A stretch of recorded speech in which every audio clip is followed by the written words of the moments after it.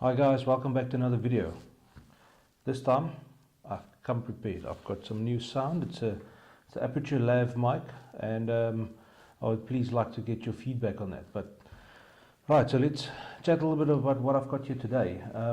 After my recent, not so recent anymore, it's almost a year ago, review that I did on the ND filters, I got contacted by the guys from Progrey filters in the USA.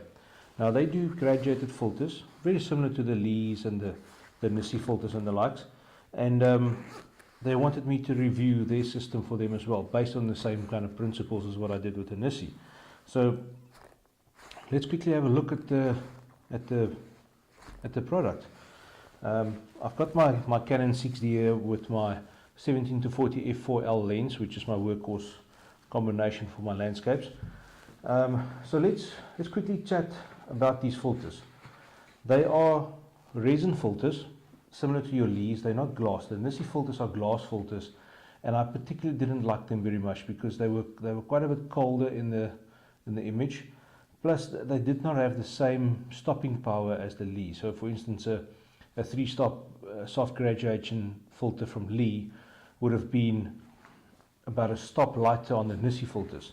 Now, these are also resin filters. If you can see, they're still brand new. I haven't even taken them out of the little packages or sleeves. That's the filter right there. This is also resin, so which means, if you want to call it in layman's terms, it's a plastic filter. So one of the things that I'm really going to have to look at here is color casts. I know the plastic filters normally, the older versions, the Kokens and the likes of that, used to have quite horrible color casts. The Lees has got no cast at all, and they are simply still the Rolls Royce of the market. But I'm very interested to see how these compare versus the ND and versus the Lee filters. So let's quickly have a look what I got. They all come in these lovely neoprene little sleeves, which should take up quite a bit of punch if you knock them or drop them or anything like that, and it should protect them very nicely against scratches and general wear and tear stuff. So let's quickly have a look. I think this is the 82mm. Yeah, here's the 77mm filter ring, the adapter ring that I will use on my 17-40 lens. It's a solid piece of aluminium that's machined, and it's very, very flat. It's not the same as the Lee rings. So judging by that, in total thickness roughly about 3-4 millimeters. So that simply just screws in to the front of your lens like that, like all the other adapter rings does. Now I've got another adapter ring here, which I must still test out, and from what I understand, this one is made to be used with a polarizing filter. It's got the 77mm thread on the outside, but on the inside, if you can see there, it's inset quite a little bit, so it almost looks like you could fit something inside. There's a filter thread on the inside of this as well. So what I'm saying, I must first test this out and just double check it with them, is that you can screw a polarizing filter on the inside and have that in front, and then put your filters on top. So it's not in the case of Lee where you're stacking on and stacking on and stacking on. It simply fits into this and you can still use it. The only drawback from that would be that you would need to put this ring on, put your filter in, and then set it to the scene that you would be shooting. So if you're shooting waterfalls or anything where you're going to be needing polarizer, you will have to do your polarization adjustment first before you put your filter holder with your graduation filters in. Not a train smash, it will just take a little bit longer. ND has got that cool little feature where you screw it in, and it's got a little wheel on the side that you can do your adjustment while everything is stacked on. I'm not a big fan of that system. So one of the reasons I mentioned in that video is if you tighten it too much, you're going to really battle to unscrew it, because it's so flush with the whole system. There's not much space to grip it. With this, it looks like that will be better. Like I said, I must just double check all of that. It's definitely going to be a bigger filter thread size than what your actual filter thread on your lens is. So that's a nifty little feature that we'll have to look at. So I'll get all of that in the infield stuff. Over here is just the 82mm filter thread for 1635 or anything to that light. So let's come to the holder. Now this is actually a very neat holder. It's also made from aluminium. Let's check if there's anything else in here. No.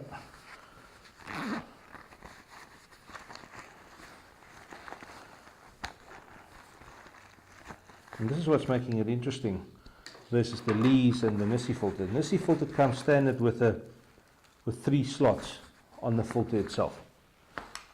So on the Nissi filter you'd be able to put in 3 filters into the slots. So you can stack 3 in front of each other. With this, comes standard out of the box with 2 slots. One closest and then another one. But what you can do is, at the back, there's little Allen key, little screws. And in the packet itself, there's 2 different sets of channels. There's a channel that will only take 1 filter. So unscrew this, take it off completely, so you're left with just the aluminium frame, and you simply screw this on. So you'll then sit with something that can only take 1 filter slot. So it's got a set of that, and then it's got a set with 3 filter slots. So take this off, put the 3 filter slots on, and you can stack 3 filters in front of each other. I personally think this is quite a neat option, as you're a little bit more flexible and your actual filter holder is not as bulky. These are made of, looks like Bakelite plastic compound material, and to be honest, I personally prefer that to the Nissi filter. That's everything is aluminium here. Now the Nissi, I had a problem with sliding the filters in. It's very, very tight, so you actually need to just loosen the screws a little bit. But my mind tells me that don't fiddle with something from the factory unless it's absolutely required. Now I'm just saying, if you loosen screws and you don't tighten them again, there is a chance they're going to fall out, and if you're in the field they're going to be gone, and then you're going to sit with your finger up your bum and not being able to use them. But with this, I think it's a lot more flexible. So let's quickly just test how these filters slot in and out of these holders, because that was one of the issues with the Nissi filters. So this is, by the looks of things, this is a 0.6 hard grade filter. So let's just take that. And these have got plastic little sleeves on the inside as well, so it won't scratch your lens. So, and it'll be a lot softer on your filter.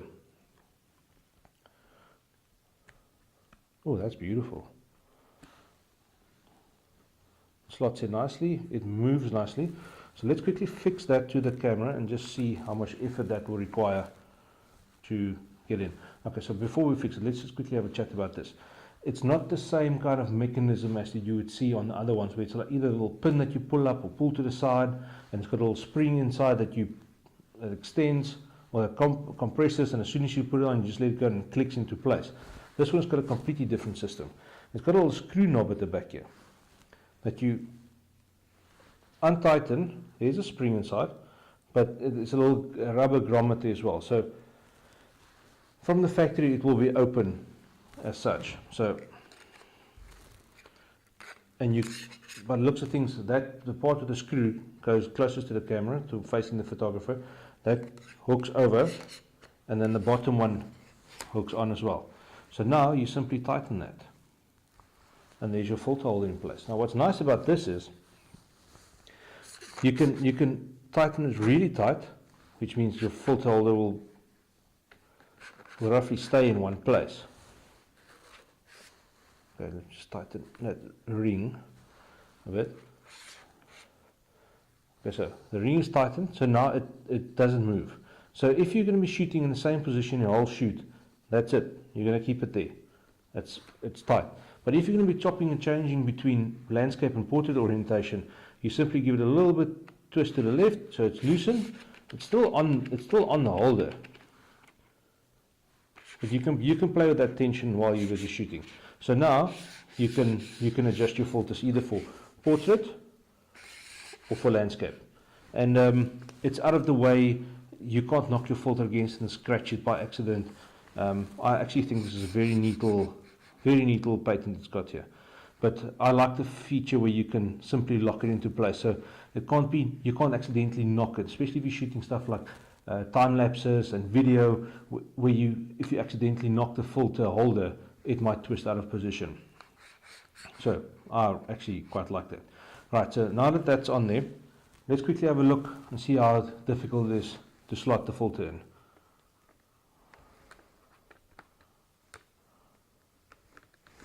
There we go. One finger. It's a little bit tight at the bottom. It's not a train smash. As you can see, I use one finger and very little force.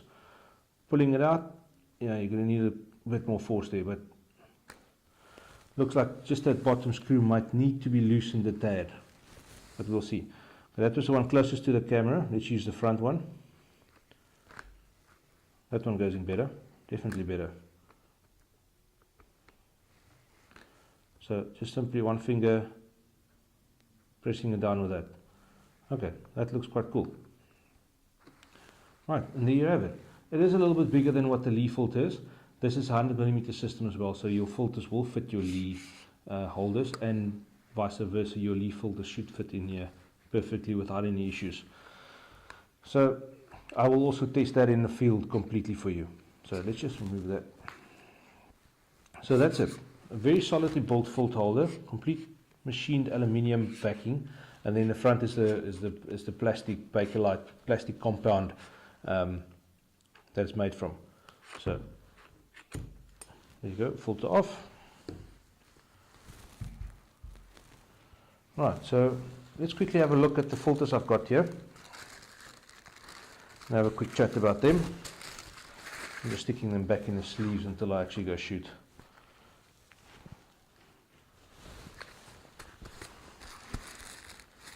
Okay, the one I've got here is this was a 0.6, so that's basically a 2-stop graduation, 2 stops darker.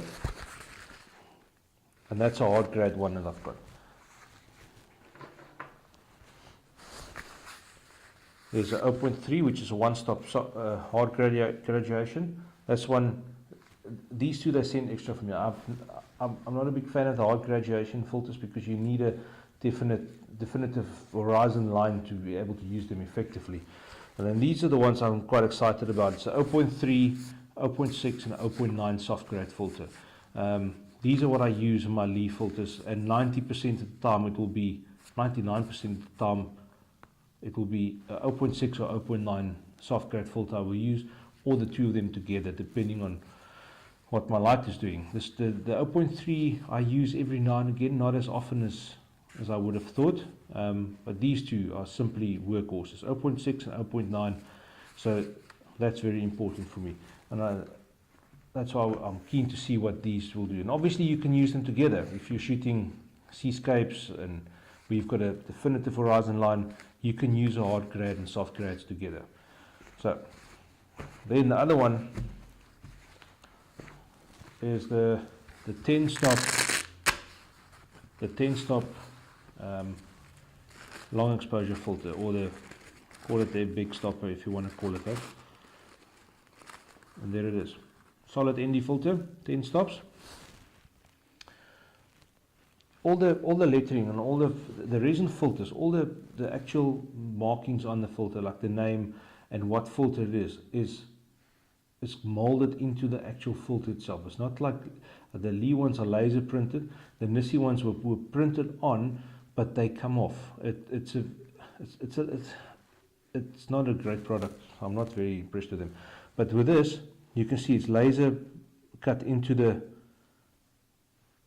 actual filter itself, into the glass. So it shouldn't rub off or come off at any stage. And it's nice to have that there in case you're not sure what you've got on your camera right there at the moment. This one has got 2 rubber gaskets at the back, and that is something that I would like to test as well. With these things, they go in the closest slot to the camera, and the rubber gaskets is there to prevent it to prevent any light leaks. Now, looking at this, it slots in very easily.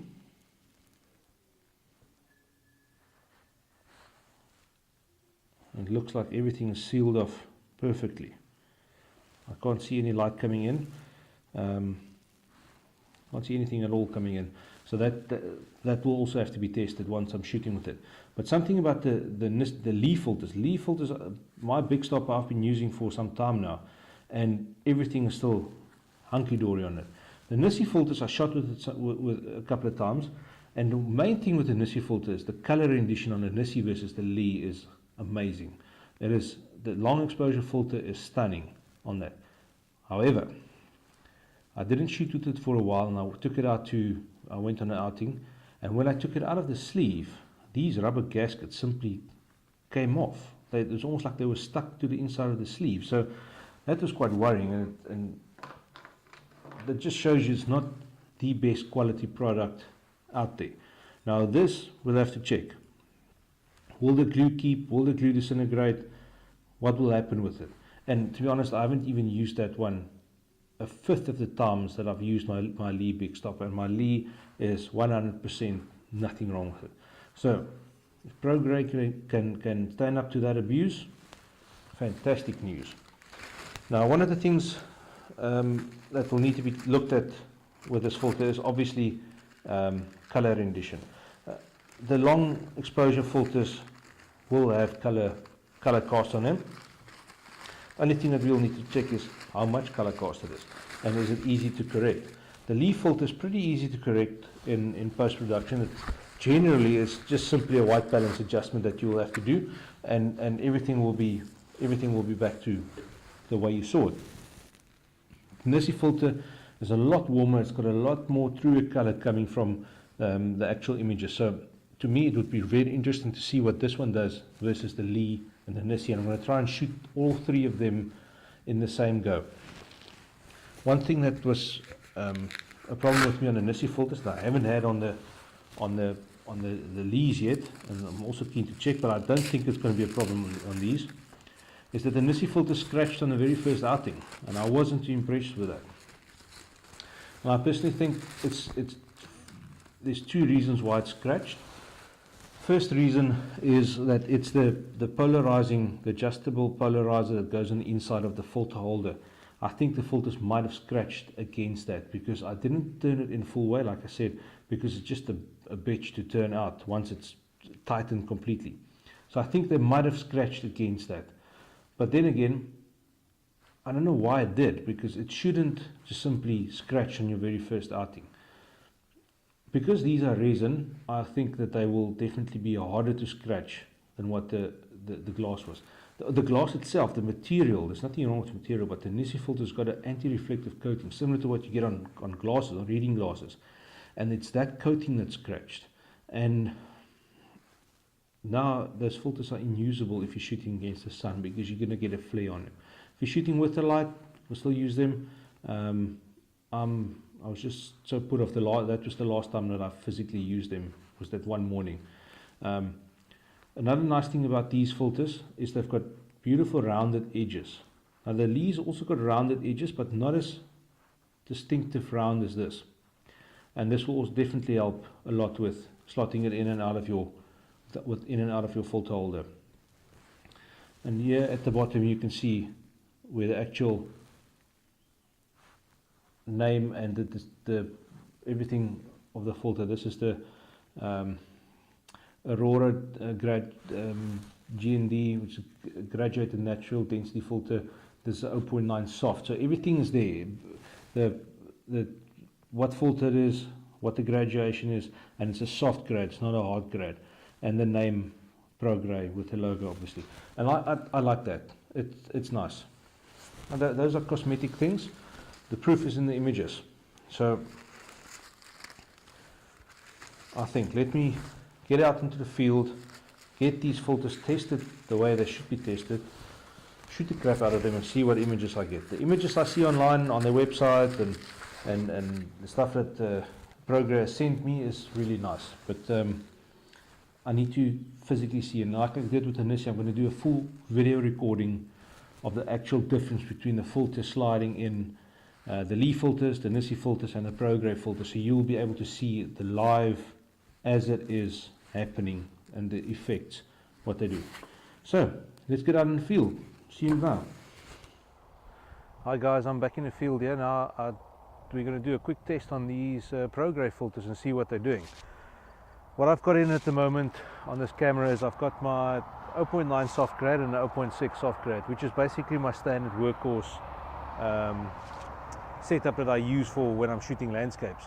And we're in this beautiful wheat field here just outside my hometown of Worcester in the Western Cape in South Africa. And we are going to have one really good sunset. So I had the kiddies in the bath, got them out, got my gear and headed out here to see if we can get some really good images with some good light with these filters. I've got my Lee filters here as well, and we're going to be playing up the two of them. I'm currently recording on this camera simultaneously while I'm shooting this, so that you can, and I'll put them together so you can actually see what the difference is between the two filters as I slot them in and out.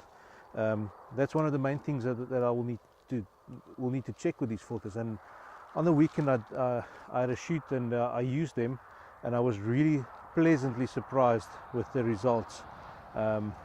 If you hold the two of them together, there's a slight difference in color between the Lee filters and the Progrey ones, and that's one of the things we need to check here tonight, especially if the sky is going to go really nice and pink in a while, to see if there is a color cast with the Progrey filters. And if they are a little bit more blue, I'm leaning there might be a little bit more magenta in the color that they render out into the photos, but that's what we're here to see. So at the moment this camera is busy recording with the Progrey setup in. So let me, that is about my exposure there. Let's just get all these settings right to shooting settings. Going to f11. Okay, now it's busy recording video, so I would say that's 1/30th of a second, f9 at ISO 100 on this camera. So let's quickly have a look, and I'm going to do exactly the same in a while, as soon as we get some more color in the sky, just to see what the difference is in the color between the two filters. So currently Progrey filters.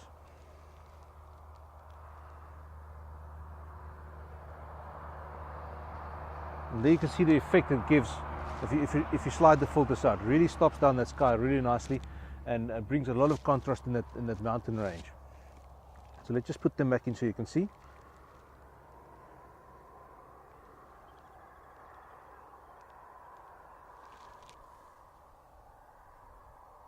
It's a really beautiful balanced exposure, and what I'm seeing on the screen here is I'm very happy with. I can't see any changes in the color. So let's slot the Lees in quickly and just see what they do.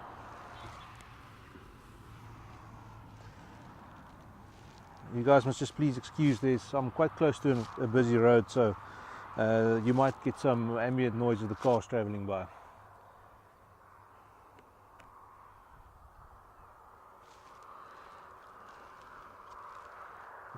Just remove these. There we go. Now we're going to put in a Lee 0.9 soft grade, and because this is a 100mm system, they are interchangeable. You can use the Lees in the Progrey filters and vice versa. Well, let me just tighten this thing here. The nice thing about this filter holder, which I'll show in a minute, is that you can tighten it quite nice, so it's pretty fixed.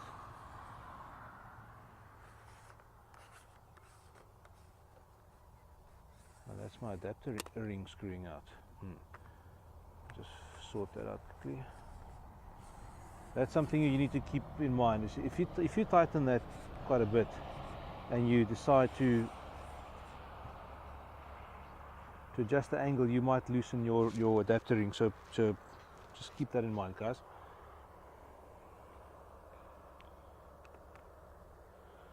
Up 0.9 soft grade going in.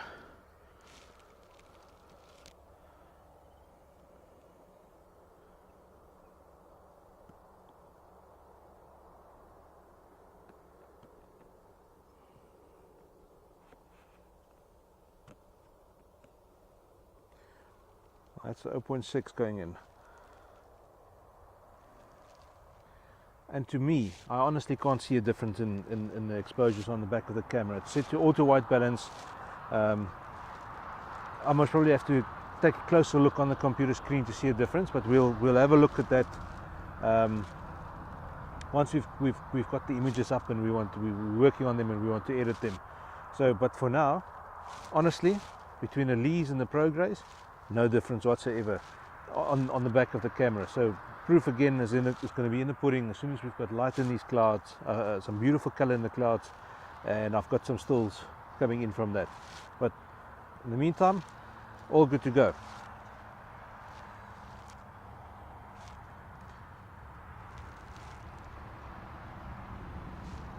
Right, so I'm going to shoot a couple of frames quickly, just with the setup, just to see what I get.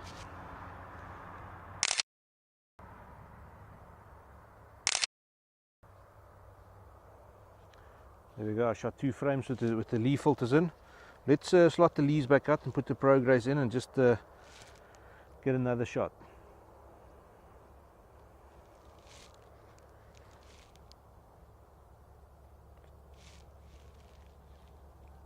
One thing I've got to say now is that the sliding in and out action on the filter holder is quite nice. It could work with if you loosen it just a tad, just a little screws. But as I explained in what came in the box, you'll see that there's extra sets of holders if you want to slot more filters in.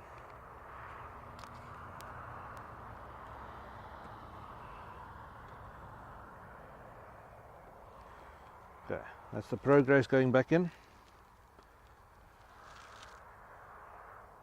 Same frame, same exposure. Let's get 1 or 2 shots.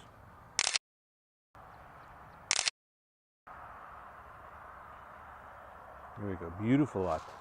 Right, so let's keep these filters in for a while, and let's see what the color does in a couple of minutes.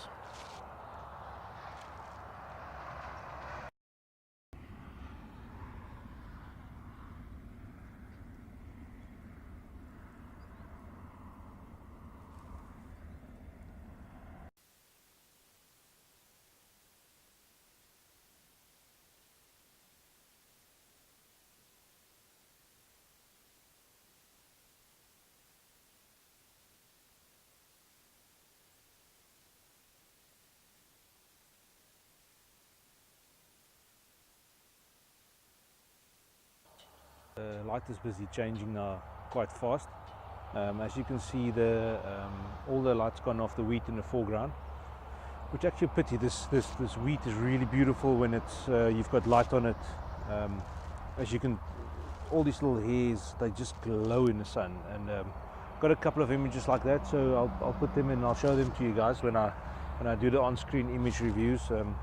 So yes, so let's quickly see this light's going to really start happening in a couple of minutes. Already way over on that side, the clouds are starting to get some orange in them and everything. So let's see what's going to happen.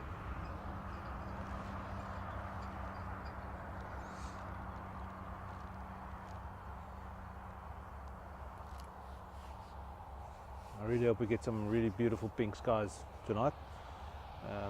I've also been terribly disappointed in some of these shoots where I've had all my predictions ready for a beautiful pink night, and then it just fell flat. And often what has also happened is I've packed up all my stuff, get everything ready, get to the car, and the light is going off in the sky. So yeah, let's see what happens tonight.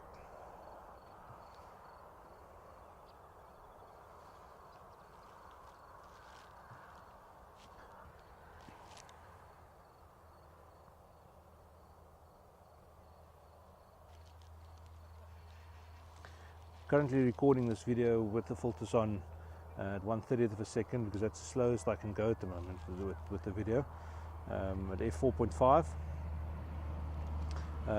ISO 100. So let's see, I might have to up the ISO a little bit to get the effect of the video, but I'm thinking of just switching over to stills just to get the stuff. You've seen the scenery, you've seen the difference when I slide it to in There's I can't see a difference on the back of the camera, so we'll have to wait till we get to the computer to see if there is a difference. But so far, pleasantly surprised. Well done, program. Alright, I'm going to switch over to stills. See you guys when we're back in the office on the computer.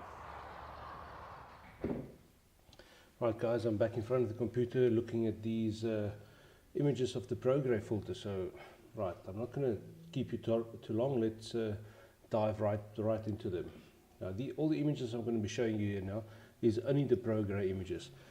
And like I said earlier in the video, I was very surprised by the quality of the Progrey filters versus the Lee filters. And honestly, there's not much difference in them. And it's definitely a really good system. Unlike the Nissi filters that had a very clear, cooler color to them. So right, let's dive into these. Now these images I shot this past weekend at a wedding. Right, let's open this up. All these images are completely unedited. No adjustments has been done to them. Let me just take into develop module so you can have a look. Right, so here you'll see both these images were shot minutes apart from each other. Same white balance, same exposures, everything. Just have a look at the settings, camera settings. Okay, here you'll see ISO 50, 17mm, f14, 1/6 of a second, and the exact same settings for the next one. We had really beautiful light coming in underneath the clouds. Unfortunately, my couple were getting quite cold, and we had to leave early to go back to the venue. It's one of those unfortunate things, but we did get some really fantastic photos with this light. So, looking at the filters, what I had on here is a 0.6 and a 0.9 soft grade filters, which is my go-to setup 99% of the time. I really like to darken my sky quite a bit.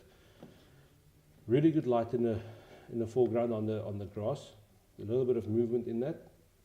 Not the very best of compositions, but anyway, apart from that. Looking at the colors in the sky, it is very nice. Really nice warm tones. Sun coming in from the right hand corner. Very nice. Same with this mountain. My soft grade filter fell about over there, so you can clearly see the difference it makes. That little hill there is a little bit darker than the foreground here, which shows you where the filter was. This was shot almost handheld. I just plonked my tripod as a monopod down. Speed is a little bit slow for that, but this is still a usable photo. Apart from these electricity pylons, I actually quite like this. I might just crop off a little bit from the bottom and make that my image. Can also really work nicely as a black and white, nice high contrast black and white image. But yes. Okay, next one. This was shot a couple of days before that wedding actually. We had a rainy afternoon. I went out to see what I can get sorted out with the filters, trying to film the first section of the review. Bummed out a little bit. But nevertheless, I got to use them a little bit and just see what the comparison is between them and the Lee filters, and very nice contrast in the sky. Let's tweak this a little bit just to see what we can get there. Drop the highlights at that.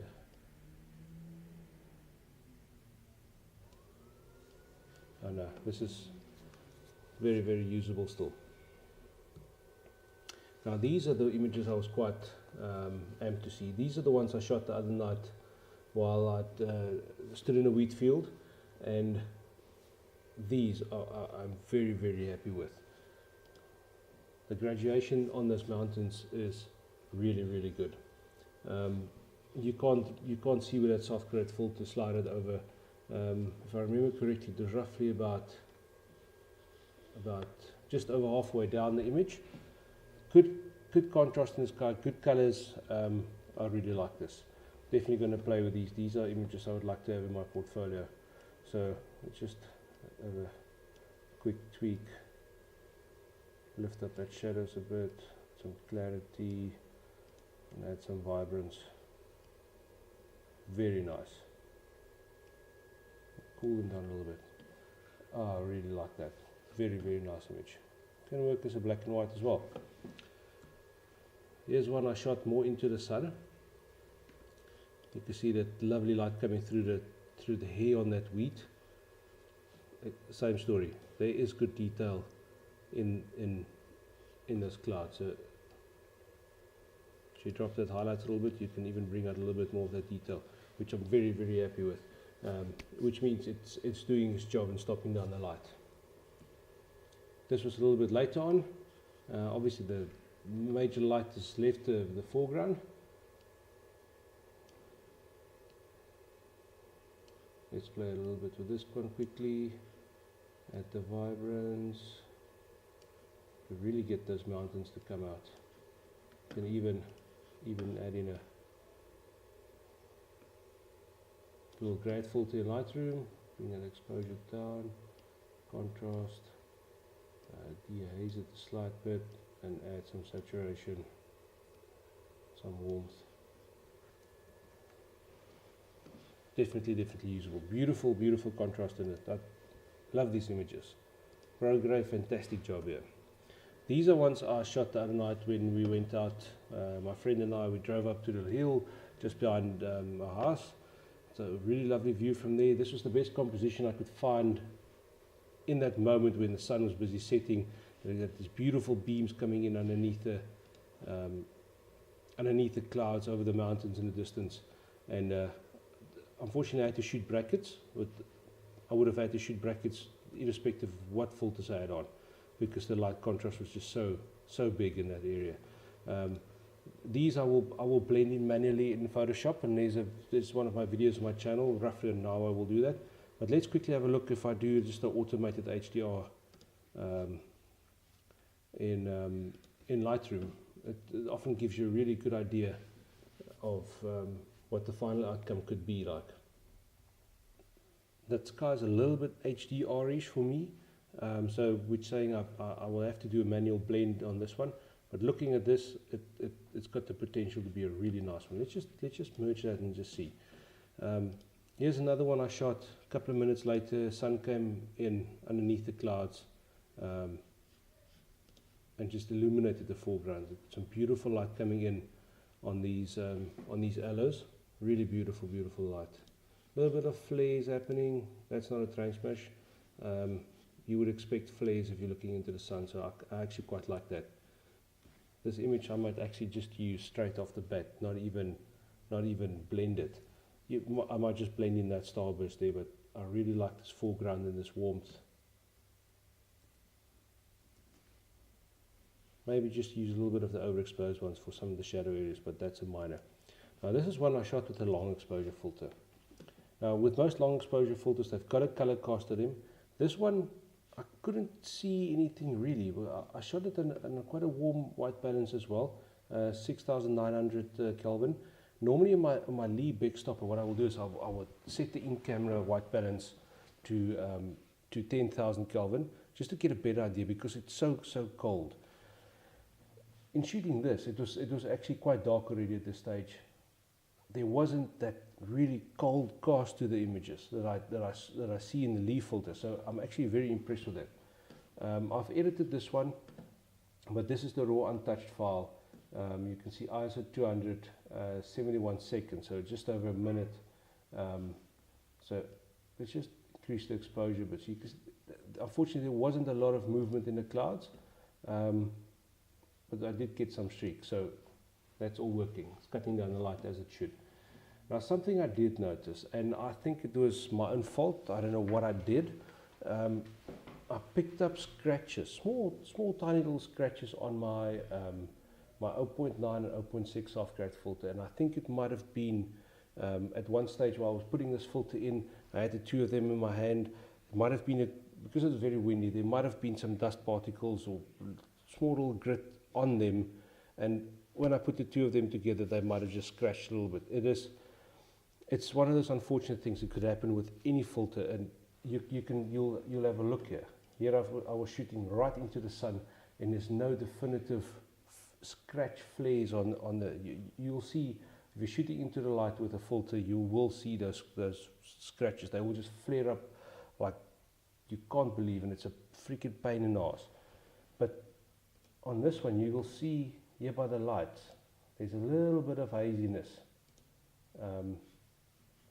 and the spotlights just ghosted a little bit. But I've got no idea, and both my filters are scratched at exactly the same spot. So I don't know what I did. I'll see if I can find out what happened with that. So, but definitely it's not something that you will need to worry about. The NISI filter scratched freaking from putting them in, and those were deep scratches. These are just very, very fine hair scratches. They are very usable. You can shoot with them as long as you're shooting with the light, with any lens and filter. If there's a scratch on it, shooting into the sun will give you flares on that scratch. If you shoot with the light, because it's so close to the element and the depth of field will just throw it out, you won't even see those marks unless you're shooting at like f32 or something stupid like that, which you shouldn't be able to, which you shouldn't do in any way. You will pick them up. But if you're shooting with the light at anything between f8 and f11, I really, really doubt if you will see them. So they are still usable. I must just watch my technique in shooting against the light with them, and I'm definitely going to be still using them. Definitely. Unlike the NISIs, which has been laying on my table now for months and I haven't used them again. So that's one of those unfortunate things, but what can one do? Right, long and short, my conclusion about the Progrey filters. It's a fantastic system. The prices is not that bad. All these filter systems, they are roughly priced at the same prices. So it's not a cheap investment that you're going to be making into your photography, investing in any filter system, but it's one of those investments that will take your photography to the next level. And that is what I'm hoping to achieve with my channel, and helping you guys is invest in the right equipment, invest in the right information, and you will take your photography to the next level.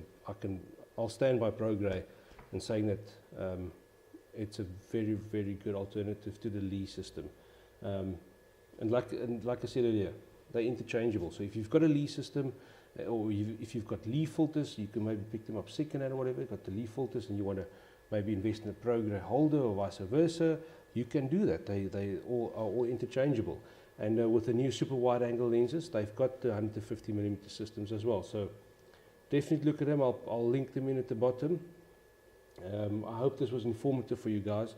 Like always, please leave your comments, please ask your questions. I'll answer them as best as I can, and I'm really looking forward to the next couple of videos I've got coming up. So click the subscribe button below. I'm busy updating my own page, so I hope to hear from you guys. Thank you guys. Cheers.